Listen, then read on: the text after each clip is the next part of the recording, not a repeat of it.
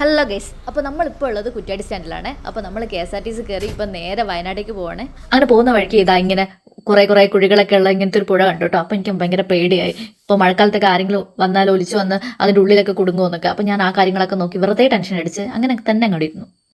Tension അടിച്ചാൽ എനിക്ക് ആ ടെൻഷൻ മാറ്റണം. അപ്പോൾ അതിൻ്റെ ഏറ്റവും നല്ല ഇത് ലിപ്സ്റ്റിക് ഇടില്ല. അങ്ങനെ ഞാൻ ലിപ്സ്റ്റിക്കൊക്കെ ഇട്ട് ഞാൻ പിന്നെ ഏത് ഒക്കേഷനോ എന്താ പരിപാടി ഒന്നും നോക്കില്ല. എനിക്ക് ലിപ്സ്റ്റിക് ഇടാൻ തോന്നിയിട്ടുണ്ടെങ്കിൽ ഞാൻ അപ്പോൾ ഇടും. അതാണേ. നമ്മൾ തമിഴ്നാട്ടിലേക്കൊക്കെ പോകുമ്പോൾ കുറേ അമ്പലങ്ങൾ കാണില്ലേ, അതുപോലെ തന്നെ കേട്ടോ ഈ വയനാട് റൂട്ട്. നമ്മൾ പക്രന്തളം ചുരം വഴിയാണ് കയറുന്നത്. ഓരോ വളവിലെത്തുമ്പോഴും ഓരോ പള്ളികൾ കാണുന്നുണ്ട്. ഇവിടെ പള്ളികളാണെന്ന് തോന്നുന്നു മെയിൻ. അപ്പോൾ അങ്ങനെ ആദ്യം തന്നെ അടിപൊളിയായിട്ടൊരു പള്ളി കണ്ടിട്ടുണ്ട് കേട്ടോ. പിന്നെ ഞാൻ നല്ല വൈബ് അടിച്ച് ഒറ്റയ്ക്ക് ഇങ്ങനെ നന്നായിട്ട് എൻജോയ് ചെയ്ത് വരിക കേട്ടോ. ഇത് മുന്നിലാണ് എൻ്റെ അമ്മ ഇരിക്കുന്നത്. പിന്നെ എനിക്കിങ്ങനെ ഇടയ്ക്കിടയ്ക്ക് എൻ്റെ അമ്മ എവിടെ പോയി എന്നൊരു ടെൻഷൻ വന്നാൽ ഞാനിങ്ങനെ എഴുന്നേറ്റ് നിന്ന് നോക്കും. അപ്പം മമ്മി എന്തിനാ മുള എഴുന്നേറ്റ് നിൽക്കുന്നത് പറഞ്ഞ് രണ്ട് ചീത്ത വിളിക്കുമ്പം അവിടെ ഇരുന്നോളൂ. അത്രയേ ഉള്ളൂ. Mummy smile please. ഇതാണ് എൻ്റെ അമ്മ മുന്നത്തെ സീറ്റിലാണ് ഇരിക്കുന്നത്. പിന്നെ ഞാൻ എപ്പോഴത്തെയും പോലെ പാവത്തിനെ പോലെ ഇങ്ങനെ ഇരിക്കുകയാണ്. പുറത്തേക്ക് നോക്കുമ്പോൾ നല്ല ഹരിതാപം പച്ചപ്പൊക്കെ കാണുന്നുണ്ട്. പിന്നെ അതൊക്കെ ആസ്വദിച്ച് തന്നെ അവിടെ തന്നെ ഇരുന്ന്. പിന്നെ പുറത്തേക്ക് നോക്കുമ്പോൾ റോഡൊക്കെ വീതി കൂട്ടുന്നുണ്ടായിരുന്നു കേട്ടോ. അതിപ്പോൾ ഒരു നല്ല കാര്യമായിട്ടുണ്ട്. കാരണം ആ വഴിക്ക് ബസ്സിലൊക്കെ പോകുമ്പോൾ ഭയങ്കര പേടിയാണ്. ഇതൊരു ചെറിയ റോഡല്ലേ, അപ്പോൾ അത് വീതി കൂട്ടുന്ന ഏറ്റവും നല്ലൊരു തീരുമാനം കേട്ടോ. പിന്നെ ഒരു പള്ളി പോലുള്ള ഈ ഒരു സംഭവം കഴിഞ്ഞ് പിന്നെയും മുന്നോട്ട് തന്നെ ഇങ്ങനെ പോയിക്കൊണ്ടിരിക്കുകയാണ്.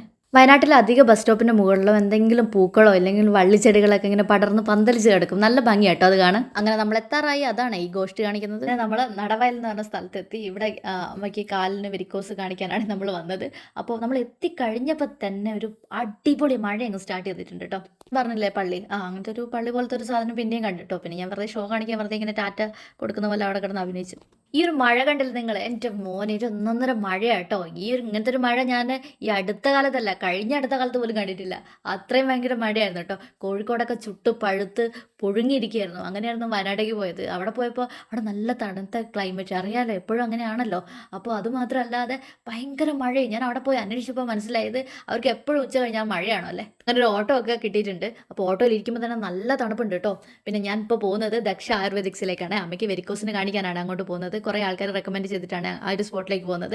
പിന്നെ അവിടെ പോയിട്ട് അമ്മയുടെ കാലിന് നല്ല ഭേദമായാൽ ഞാൻ നിങ്ങൾക്ക് ഈ ഒരു സ്പോട്ടിനെ പറ്റി കൂടുതൽ ഡീറ്റെയിൽസ് പറഞ്ഞുതരാം കേട്ടോ. മൈ ഡിയർ കുട്ടിച്ചാത്തൻ സിനിമ പണ്ട് കാണുമ്പോൾ അതിൽ ആലിപ്പഴം പെറുക്കാൻ ആ പാട്ട് കേൾക്കുമ്പോൾ നല്ലൊരു ഡൗട്ടാണ്. ആലിപ്പഴം അങ്ങനെയൊക്കെ ഒരു സാധനമൊക്കെ ഉണ്ടാവും എന്നൊക്കെ ചിന്തിച്ച് തരുന്ന കാലം ഉണ്ടായിരുന്നു കേട്ടോ. ആ ആലിപ്പഴം ലൈഫിൽ ആദ്യമായിട്ട് കാണുമ്പോൾ ആ ഒരു എക്സ്പീരിയൻസ് ഞാനും അമ്മയും നമ്മൾ രണ്ടാളും എത്രയ്ക്ക് എക്സൈറ്റഡ് ആണെന്ന് നിങ്ങൾക്ക് ഈ വോയിസ് ഓൺ വോയിസ് കേൾക്കുമ്പോൾ തന്നെ മനസ്സിലാവും.